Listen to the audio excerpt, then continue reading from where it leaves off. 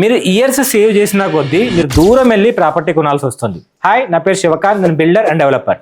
చాలా మంది ఒక 5-10 ఇయర్స్ సేవింగ్ చేసుకొని ప్రాపర్టీ కొనుక్కుందాము అని చెప్పి అనుకుంటారు. ఇదంతా ఓల్డ్ స్టైల్, ఓల్డ్ ప్యాటర్న్. ఇప్పుడు కొత్త ప్యాటర్న్ వచ్చింది. అదేంటంటే మనం కట్టే రెంట్ ని యూజ్ చేసుకుంటూ ఒక కొత్త ఈఎంఐ ప్లాన్ కి వెళ్ళి ఒక అపార్ట్మెంట్ లో ఫ్లాట్ బుక్ చేసుకొని ఆ ఫ్లాట్ కి సంబంధించిన టోటల్ ఈఎంఐ పే చేసుకుంటే అది మీకు చాలా సేవింగ్ అవుతుంది. మీరు కట్టే రెంట్ మిగిలిపోతుంది. ఆ ఫ్యూచర్ లో ఫ్లాట్ వాల్యూ పెరిగేది కూడా మీకు ఒక అసెట్ రూపంగా మిగిలిపోతుంది. ఇన్ని బెనిఫిట్స్ ఉన్నప్పుడు ఎందుకు ఒక రెంటింట్లో ఉండి మనం ఆ రెంట్ మొత్తాన్ని వేస్ట్ చేసుకోవడం?